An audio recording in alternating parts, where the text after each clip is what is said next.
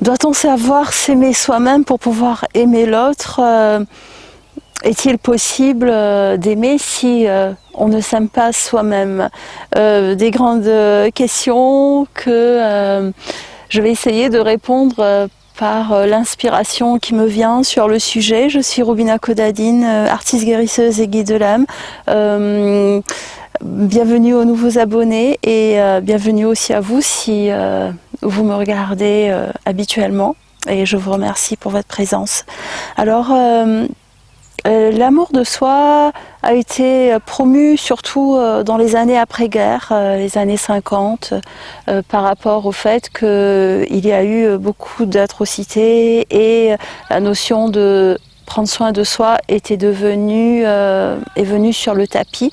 Et cette notion d'amour de soi a été mise en avant encore plus dans les années 60 avec le mouvement, ce qu'on appelle le mouvement hippie.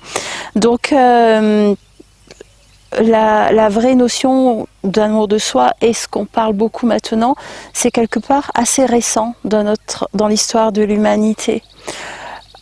Donc je dirais qu'on est encore en train de peaufiner ce concept. Comme tout concept, il prend souvent beaucoup d'ampleur avant de redevenir en équilibre.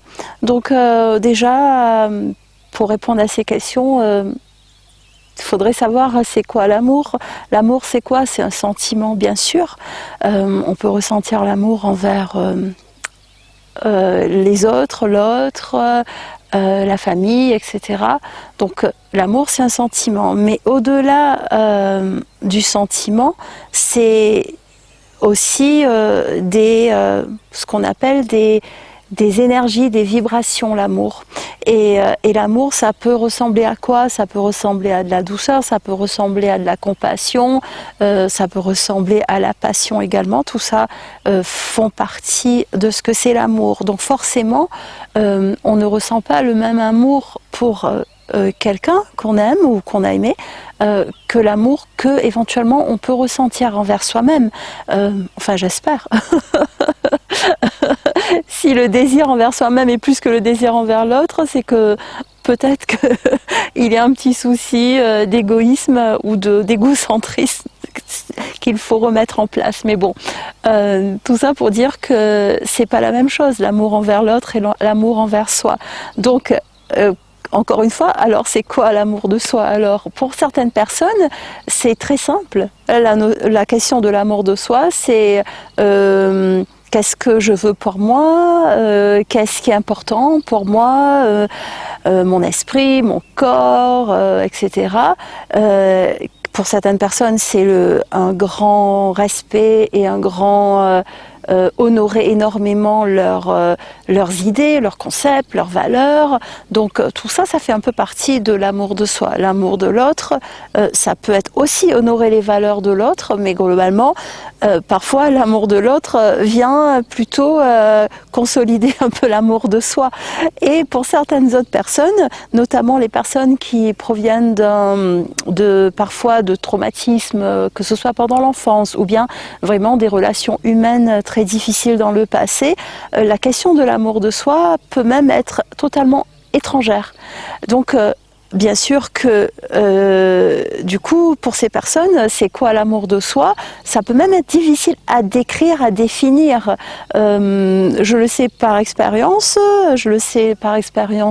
personnelle, même la notion d'amour de soi, même aujourd'hui pour moi, pourtant je suis guide de l'âme et tout ça, malgré tout, elle peut me sembler assez lointaine pour pas mal de clients que j'ai également. La question d'amour de soi peut sembler lointaine et également parfois, surtout pour les personnes qui ont beaucoup de défaillances affectives pour X raisons, ils trouvent plus facile d'aimer quelqu'un d'autre que d'avoir de la compassion et de s'aimer soi-même. Donc effectivement, oui, c'est possible.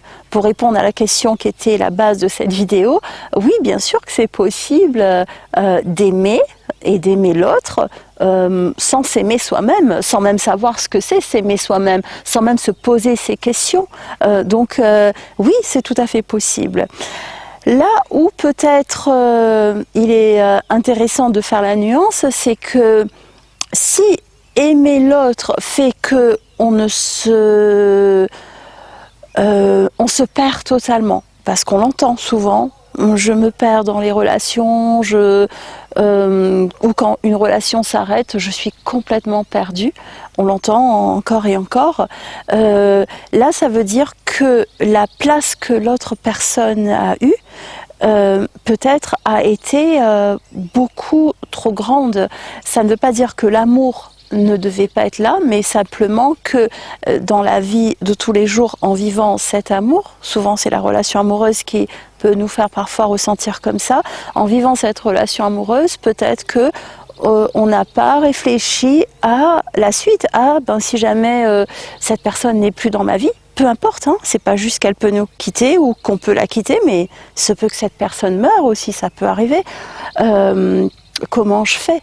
Donc là, c'est plus peut-être éventuellement une question de dépendance totale, de dépendance affective totale qui fait que l'amour de l'autre prend une telle place qu'on est presque incapable de fonctionner quand cet amour éventuellement n'existe plus, quand même le fait de ne plus pouvoir aimer quelqu'un, ça dépend aussi de notre personnalité. Pour certaines personnes, c'est super essentiel d'avoir un objet. C'est pas la personne est un objet, mais en anglais on dit object of desire. Ça veut dire l'objet de mon amour. Mais c'est pas dire que la personne est un objet. Ça veut juste dire que c'est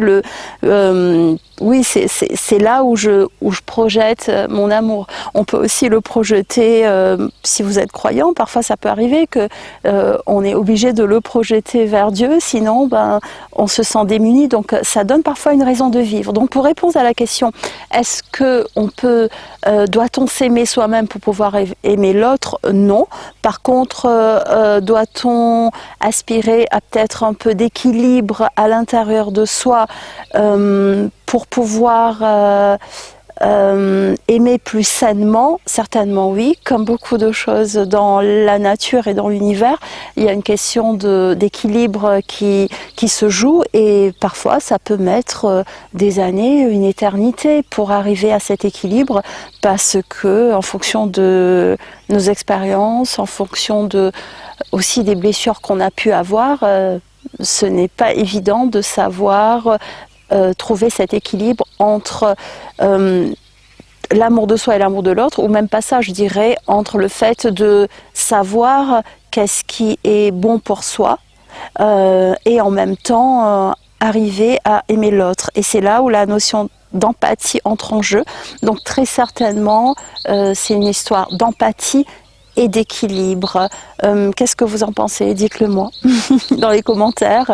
Et merci de liker la vidéo et rejoignez-moi sur la chaîne si vous n'êtes pas encore abonné.